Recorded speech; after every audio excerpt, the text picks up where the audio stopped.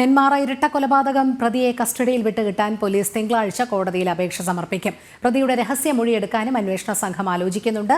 അതേസമയം കേസിൽ special public prosecutor വേണമെന്നും നെന്മാറ പോലീസ് സ്റ്റേഷന് മുന്നിൽ പ്രതിഷേധിച്ച നാട്ടുകാർക്കെതിരെ കേസെടുക്കരുതെന്നും കൊല്ലപ്പെട്ട സുധാകരന്റെ മക്കൾ ആവശ്യപ്പെട്ടു. നെന്മാറ ഇരട്ടക്കൊലപാതകത്തിൽ കോടതി റിമാൻഡ് ചെയ്ത പ്രതി ചെന്താമരയെ കസ്റ്റഡിയിൽ വാങ്ങുന്നതിനായി തിങ്കളാഴ്ച കോടതിയിൽ അപേക്ഷ സമർപ്പിക്കാനാണ് പോലീസ് ഒരുങ്ങുന്നത്. പ്രതിയുമായി വിശദമായ തെളിവെടുപ്പാണ് നടത്തുക. ക്രൈം സീൻ പോത്തുണ്ടിയിൽ പുനരാവിഷ്കരിക്കും. നാട്ടുകാർ രോക്ഷാകുലരായി നിൽക്കുന്നതിനാൽ കനത്ത സുരക്ഷയും പോലീസ് ഏർപ്പെടുത്തുന്നുണ്ട്. കൂടാതെ പ്രതിയുടെ രഹസ്യമൊഴിയെടുക്കാനും പോലീസ് ആലോചനയുണ്ട്. പ്രോസിക്യൂട്ടറുമായി ചർച്ച ചെയ്ത ശേഷമായിരിക്കും തീരുമാനം. പോലീസിന്റെ ചോദ്യം ചെയ്യലിൽ കുറ്റം സമ്മതിക്കാതിരുന്ന പ്രതി പലപ്പോഴും പോലീസിനെ തെറ്റിദ്ധരിപ്പിക്കുകയാണ് ചെയ്തത്.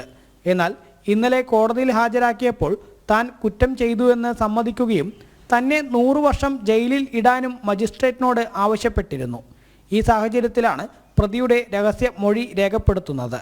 അതിനിടെ ചെന്താമരയെ പിടികൂടിയപ്പോൾ സ്റ്റേഷന് മുന്നിൽ പ്രതിഷേധിച്ചവർക്കെതിരെ കേസെടുക്കാനും പോലീസ് തീരുമാനിച്ചു. PDPP ആക്ട് പ്രകാരമാണ് പ്രതിഷേധക്കാർക്കെതിരെ കേസെടുക്കാൻ ഒരുങ്ങുന്നത്.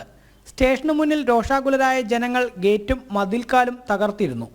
എന്നാൽ പ്രതിയെ തിരയുന്നതിന് ഉൾപ്പെടെ പോലീസിനെ സഹായിച്ച നാട്ടുകാർക്കെതിരെ കേസെടുക്കരുതെന്നും കേസിൽ സ്പെഷ്യൽ പബ്ലിക് പ്രോസിക്യൂട്ടറെ വേണമെന്നും കൊല്ലപ്പെട്ട സുധാകരന്റെ മക്കൾ ആവശ്യപ്പെട്ടു. കൂടുതൽ ദിവസം നീട്ടിക്കൊണ്ടുപോകാണ്ട് പെട്ടെന്ന് തന്നെ ഇതിനൊരു സൊല്യൂഷൻ കണ്ടെത്തണം.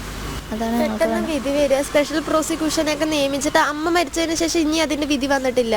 അപ്പൊ ഇനിയും നീണ്ടുപോകാതെ പെട്ടെന്ന് തന്നെ സ്പെഷ്യൽ പ്രോസിക്യൂഷൻ വെച്ചിട്ട് പെട്ടെന്ന് തന്നെ വിധി വരുത്തുക. അതാണ് പറയാനുള്ളത്. തൂക്കിക്കൊല്ലാൻ പറ്റണത്ര അയാളെ നോക്കും. കോടതിയിൽ പ്രതി തന്നെ ശിക്ഷിക്കൂ എന്നുൾപ്പെടെ പറഞ്ഞത് നാടകമാണെന്നും പ്രതിക്ക് തൂക്കുകയർ തന്നെ നൽകണമെന്നും പെൺകുട്ടികൾ ആവശ്യപ്പെട്ടു.